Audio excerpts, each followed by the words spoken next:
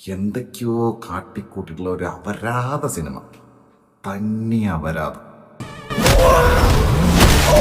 5 പേരെ ഐസിയു കിടക്കണേ, ഒരെണ്ണത്തിന്റെ പോലും സ്റ്റേറ്റ്മെന്റ് എടുക്കാൻ പറ്റില്ല. അതായത് ഷാജി കൈലാസ് AK സജിനോട് ആവശ്യപ്പെട്ടിട്ടുള്ളത് ധ്രുവം പോലുള്ളൊരു സിനിമ. പക്ഷെ എഴുതി വന്നപ്പോ ഇതൊരു ശവമായിപ്പോ, ഒരു ചത്ത സിനിമ.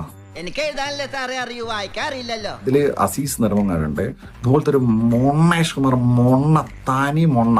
സ്വന്തം ഇഷ്ടത്തിന് തട്ടിവിടുന്ന നാക്കെടുത്താന്നേ പറയൂ. ഇയാളെ കൊല്ലാൻ വേണ്ടി ഗുണ്ടകൾ വരും. രാത്രിയാ, ഇരുട്ടത്ത് ഇയാളെ വീട്ടില്.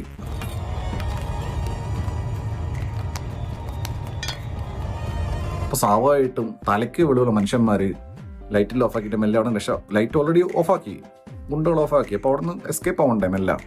പോലീസിനെ വിളിക്കാം, 19 പേരോളം ഉണ്ട്. പക്ഷെ ഇയാളെന്താ ചെയ്യുന്നത്? ബ്രൈറ്റ് ലൈറ്റിന്റെ ടോർച്ച് എടുത്തിട്ട് അടിക്കുക. ആരടാ അത്? ഇതിനകത്ത് വെളിച്ചോയില്ലേ? ഓ സോറി. ഞാൻ ഇവിടെ ഉണ്ട് ഗുണ്ടകളെ കാണിച്ചു കൊടുക്കുക. എന്തിട്ട് മണ്ടനാ. പിന്നെ വിൻസി അലോഷ്യസ് ഉണ്ട്, വീണ നായരുണ്ട്, വാണി വിശ്വനാഥ്, ഞാൻ നേരം പറഞ്ഞില്ലേ. ഫീലോട്ടായ ആൾക്കാരെ വാട്സപ്പ് ഗ്രൂപ്പിലേക്ക് എന്തോ മെസ്സേജ് വിട്ടാന്ന് തോന്നുന്നു. ഷാജി കൈലാസ് ഒരു പടം കൊണ്ട് വരുന്നോ ചോദിച്ചിട്ടാണ്. പിന്നെ ഇതിൽ വേറെ സംഭവം വെച്ചാല് 369 അത് മമ്മൂക്കയുടെ കാരണം പറയാൻ നമുക്ക് എല്ലാവർക്കും അറിയാം. അയ്യോ വേണ്ട, സന്തോഷത്തിന്. ഇപ്പൊ ഇതില് അസീസിന്റെ പെട്ടി ഓട്ടോറിക്ഷയുടെ നമ്പർ 369, ജോജി ജയിലിടുന്ന ഡ്രസ്സിന്റെ നമ്പർ 369. ഞാൻ പറഞ്ഞല്ലോ, ഒരു അബദ്ധങ്ങളുടെ ഒരു ഘോഷയാത്ര തന്നെയാണല്ലോ നിന്റെ ജീവിതം. പക്ഷെ ആ ഘോഷയാത്രയുടെ മുന്നിൽ കൊടിയും പിടിച്ച് നടക്കാൻ നീ എന്നെയാണല്ലോ തെരഞ്ഞെടുത്തതെന്ന് ഓർക്കുമ്പോഴാണ് ഒരു വിഷമം. അപ്പൊ താരോ ഉപദേശ ബുദ്ധിയാ.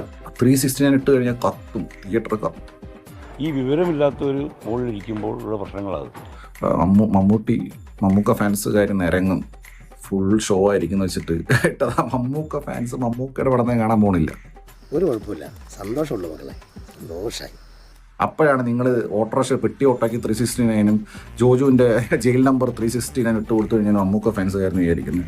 എന്തെങ്കിലും സംഭവിച്ചതൊക്കെ കുട്ടിന്, സംഭവിച്ചിട്ടിരിക്കുന്നതൊക്കെ കുട്ടിന്, സംഭവിക്കാൻ പോണതൊക്കെ കുട്ടിന്, ഇനി ഒന്നും സംഭവിച്ചില്ല അതൊക്കെ വെരി വെരി കുട്ടിന്. ടോട്ടലി പറയുകയാണെങ്കിൽ ഒരു തരത്തിലും സഹിക്കാൻ പറ്റാത്ത ഒരു അട്ടർ വേസ്റ്റ് സിനിമ.